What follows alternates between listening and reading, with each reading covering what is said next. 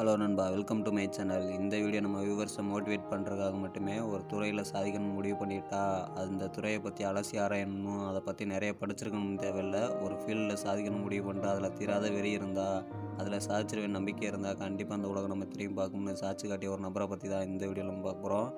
Welcome to great history of Heath ledger.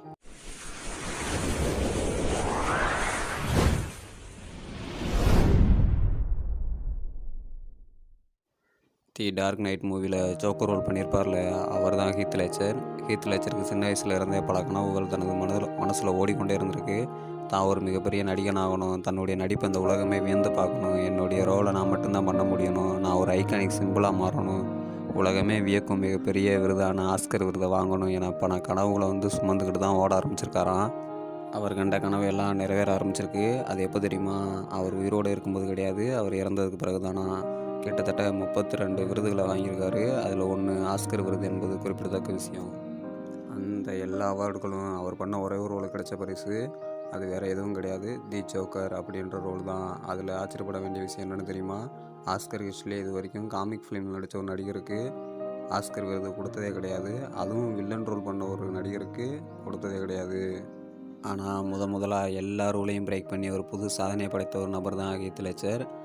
ஆனால் இந்த எல்லா அவார்டையும் வாங்குறப்ப அவர் உயிரோடு இல்லை என்பது தான் வருத்தப்பட வேண்டிய விஷயம். இவர் இறக்கும்போது இவர் வயது வெறும் 29 தானா.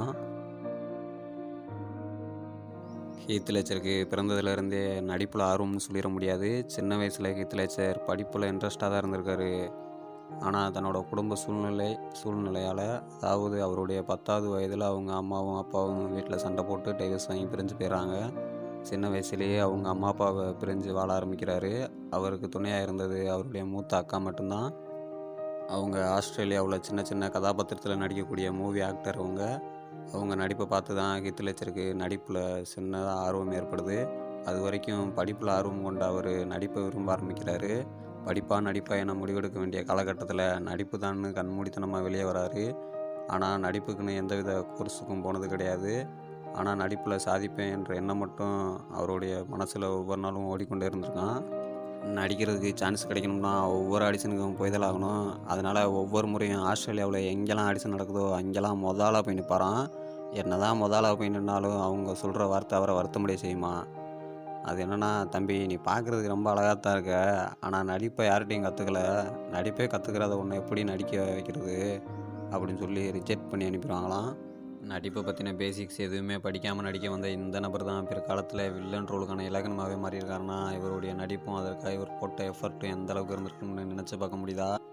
தி டார்க் நைட் இந்த படம் தான் ஹீத் லெட்ஜருடைய லைஃபையே புரட்டி போட்டுச்சுன்னு மட்டும் சொல்லிட முடியாது, அவர் லைஃபையே அழித்த ஒரு படமும் இந்த படம் தான்.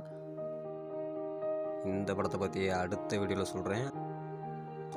அடுத்த வீடியோ செம்ம இன்ட்ரெஸ்டிங்காக இருக்க போகுது. ஏன்னா ஹீத் லெட்ஜருடைய லைஃபே வேறு லெவலுக்கு எடுத்துகிட்டு போன படம் தான் அது. வேறு லெவலுக்கு எடுத்துகிட்டு போனதோட அவர் உயிரையும் சேர்த்து எடுத்துகிட்டு போயிடுச்சுன்னு தான் சொல்லணும். ஜோக்கரை பற்றி நான் உங்களுக்கு தெரியாத நிறைய விஷயங்களெல்லாம் அந்த வீடியோவில் தான் இருக்குது. அதனால் மறக்காமல் அடுத்த வீடியோவை பாருங்கள். அதோட இந்த வீடியோ உங்களுக்கு பிடிச்சிருந்தா லைக் பண்ணுங்கள், பிடிக்கலன்னா டிஸ்லைக் பண்ணுங்கள். உங்களுக்கு ஜோக்கர் பிடிக்கும்னா கீழே கமெண்ட் செக்ஷனில் போய் ஜோக்கர் உங்கள் பேரை சேர்த்து கமெண்ட் பண்ணுங்கள். பிடிக்கலைன்னா உங்கள் பேரை மட்டும் கமெண்ட் பண்ணுங்கள். உங்கள் ஃப்ரெண்ட்ஸ் யாருக்காச்சும் ஜோக்கர் பிடிக்கும்னா அவங்களுக்கு இந்த வீடியோவை மறக்காமல் ஷேர் பண்ணிடுங்க. அப்படியே போகும்போது நமக்கு ஒரு சப்ஸ்கிரைப் பண்ணிவிட்டு பக்கத்தில் இருக்க பெல் ஐக்கனையும் கிளிக் பண்ணிட்டு போங்க. தேங்க்ஸ் ஃபார் வாட்சிங்.